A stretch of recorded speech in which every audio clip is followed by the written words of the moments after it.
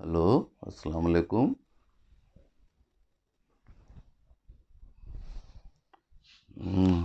السلام علیکم محترم خواتین و حضرات۔ آج میں آپ سے ایک انتہائی اہم مسئلے پہ ڈسکس کرنا چاہتا ہوں۔ وہ یہ ہے کہ دنیا میں عام طور پہ یہ کہا جاتا ہے کہ ان قوموں نے دنیا میں ترقی کی ہے جنہوں نے مذہب کو سیاست سے الگ رکھا ہے،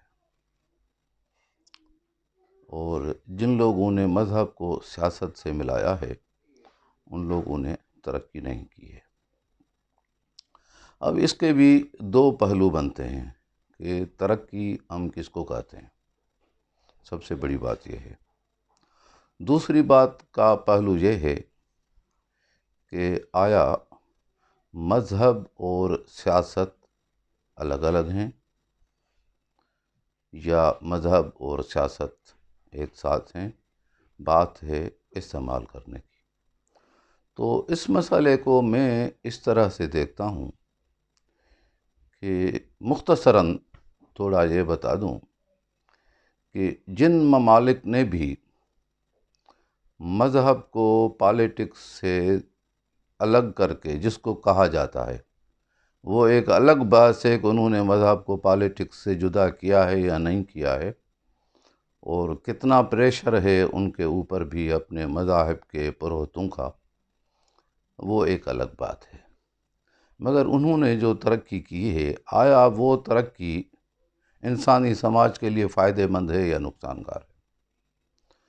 تو سائنسی ترقی، جس کو قرآن مجید کہتا ہے وَمَن یُؤْتِ الْحِکْمَةَ فَقَدْ أُوتِیَ خَیْرًا کَثِیرًا، جن کو سائنس کی حکمت دی گئی ان کو خیر کثیر دیا گیا۔ تو آیا وہ خیر کثیر ہوا ہے یا شر کثیر ہوا ہے؟ میں پہلے ایک گفتگو کی سیریز چلا چکا ہوں کہ فطرت کے جو قواعد و قوانین ہیں، سائنس کا کام یہ ہے کہ ان کی کھوج نہ کرے اور بتائے کہ وہ قوانین کس قسم کے ہیں اور کس طرح سے چل رہے ہیں، اور ان قوانین میں اگر ہم اپنے طرف سے کوئی بھی تبدیلی کرنے کی کوشش کریں گے تو انسانی سماج بڑی تباہی کا شکار ہو سکتا ہے۔ تو اس میں ہوا یہ ہے کہ ہم نے جو سائنسی ترقی کی ہے، جو خیر کثیر تھا، اس کو ہم نے ابھی اپنی پوری کائنات کے لیے شر کثیر بنا دیا ہے۔ اب وہ سائنسی ترقی انسانی معاشرے میں استحصال کا بڑا ٹول بن گیا ہے۔ آپ ان ممالک کو دیکھیں کہ جنہوں نے بھی سائنسی ترقی کی ہے، وہ سائنسی ترقی کیا انسانیت کے بھلائی کے لیے استعمال ہو رہی ہے یا سرمایہ دار کے مفاد کے لیے استعمال ہو رہی ہے؟ تو آیا یہ جو سائنس کی ترقی کر کے ہم نے مذہب کو الگ کر دیا، آیا اس سے انسانیت کو فائدہ ہوا ہے یا مخصوص ایک ٹولے کو فائدہ ہوا ہے؟ تو یہ تو ہوا ایک پہلو اس کا کہ یہ ترقی ہے یا تنزل ہے۔ اب دوسری طرف آتے ہیں کہ آیا مذہب اور سیاست کا کوئی ٹکر ہے کیا آپس میں؟ تو اس میں سمجھتا ہوں کہ مذہب بنیادی طور پر ایک نظریے کا نام ہے، سیاست کوئی نظریہ نہیں ہے۔ نہ سیاست نظریہ ہے، نہ جمہوریت نظریہ ہے، اور نہ سیکولرزم نظریہ ہے۔ یہ بنیادی طور پہ ٹولز ہیں انسانی سماج کے، کہ انسانی سماج کو اپنے اپنے نظریے پہ ان ٹولز میں سے جو بھی ٹول آپ کو بہتر لگتا ہے، جو بھی انسانی سماج کے لیے فائدہ مند ہوتا ہے، آپ اس ٹول کو اس لیے استعمال کر سکتے ہیں۔ تو یہ ایک بہت بڑا غلط العام ہو گیا ہے کہ کوئی مذہب کا اور سیاست کا ٹکراؤ ہے۔ میں سمجھتا ہوں کہ مذہب اور سیاست کا کوئی ٹکراؤ نہیں ہے، کیونکہ سیاست بنیادی طور پہ ٹول ہے، مذہب ایک مستقل نظریہ ہے۔ جس طرح سے سوشلزم کا نظریہ تھا جو مارکس نے دیا، مادی جدلیت کے حوالے سے۔ اسی طرح سے کیپیٹلزم کا ایک نظریہ ہے۔ اب وہ جو دونوں نظریے ہیں وہ کس طرح سے چلائے جاتے ہیں، اس کے لیے ظاہر ہے کہ سیاست کا ایک طریقہ ہوگا، یہ ایک ٹول ہوگا، پھر اسٹیٹ کا ایک ٹول ہوگا، پھر اس میں آپ کس طرح سے وہ سیاست کرتے ہیں، جمہوری طریقے سے کرتے ہیں۔ اس جمہوریت میں بھی آپ وزیر اعظم کا سسٹم نافذ کرتے ہیں یا صدارتی سسٹم نافذ کرتے ہیں، یا جیسے سوشلزم کو چلانے کے لیے انہوں نے ون پارٹی رول بنایا، اس کو اس طرح سے چلاتے ہیں۔ تو یہ ایک ٹول ہے۔ مذہب بیسیکلی ایک نظریہ ہے، جس طرح سے کیپیٹلزم اور سوشلزم ہے۔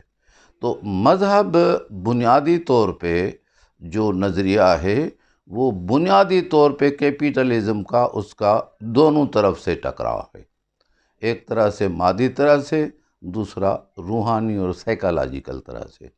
مادی طرح سے یہ ہے کہ مذہب یہ سکھاتا ہے کہ یہ ساری چیزیں خدا کی ہیں۔ سارے مذاہب جو بھی دنیا میں آئے ہیں، آپ ہسٹری اٹھا کے دیکھیں، مذہب کی ہسٹری، میرے خیال میں اس ہسٹری کا جو مختصر سا حوالہ ہر ایک قوم کا جو دیا گیا ہے وہ قرآن شریف میں موجود ہے۔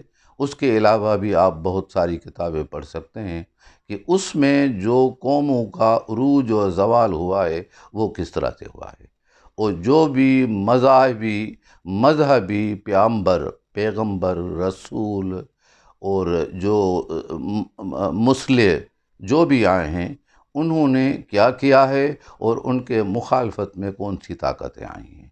تو میں جہاں تک تھوڑا بہت مطالعہ کر سکا ہوں، اس مطالعے سے مجھے یہ نظر آتا ہے کہ انسانی سماج کی جو تاریخ ہے وہ غریب اور امیر کے ٹکراؤ کی ہے۔ تو بنیادی طور پہ جو اسلام کا، جس کو میں اپنے طور پہ آخری مذہب سمجھتا ہوں، وہ اس حوالے سے آخری مذہب سمجھتا ہوں کہ انسانیت اتنی ترقی کر چکی ہے کہ اب اس میں مزید مذاہب بننے کی گنجائش نہیں ہے، کیونکہ مذہب کا بنیاد ہے خدا کے ماننے پہ۔ تو خدا کا جو تصور اب انسانی ذہن میں جس طرح سے بنتا ہے وہ ایسا ذہن ہے، اتنا انسانی ذہن ترقی کر گیا ہے کہ جو میرے خیال میں اسلام سے مطابقت میں موجود ہے۔ اسلام غیر شخصی خدا کا تصور دیتا ہے، اور دنیا کے مختلف نظریے بھی یہی ہیں کہ جو ہے وہ کچھ تو کہتے ہیں کہ خدا نہیں ہے، کچھ کہتے ہیں کہ خدا ہے، اور خدا شخصی صورت میں نہیں ہے، خدا ایک طاقت کا نام ہے، جس طاقت کے بنیاد پہ ہی پوری کائنات چل رہی ہے۔ اب وہ کوئی اس کو سائنس کہتا ہے، کوئی ایک خدا کہتا ہے، جو گھوم پھر کے دنیا کی سائنس کا جو موضوع ہے مادہ، اس مادے کا بنیاد بھی وہ واجب الوجود جس کو مذہبی لوگ خدا کی ذات مانتے ہیں، اس پہ آ کے ختم ہوتا ہے۔ تو کیپیٹلزم سے جو اس مذہب کا جو ٹکراؤ ہے وہ بنیادی طور پہ مادیت کے حوالے سے بنیادی ٹکراؤ ہے، جس مادیت کی وجہ سے انسان کی روح بھی ناکارہ ہو جاتی ہے۔ اس وجہ سے روحانی ٹکراؤ بھی پیدا ہوتا ہے کہ اس معاشرے میں جو کیپیٹلزم کے بنیاد پہ بنا ہوا ہو، اس میں انسان کی حیثیت ایک مشین کے پرزے سے کچھ زیادہ نہیں ہے۔ جو سرمایہ دار کے لیے کماتا ہے، 24 گھنٹوں میں وہ 20 گھنٹے سرمایہ دار کے لیے کماتا ہے، اس کو تھوڑی بہت فیسلٹیز سرمایہ دار دے دیتا ہے تاکہ وہ کل اس کے لیے محنت کرنے کے لیے زندہ رہ سکے۔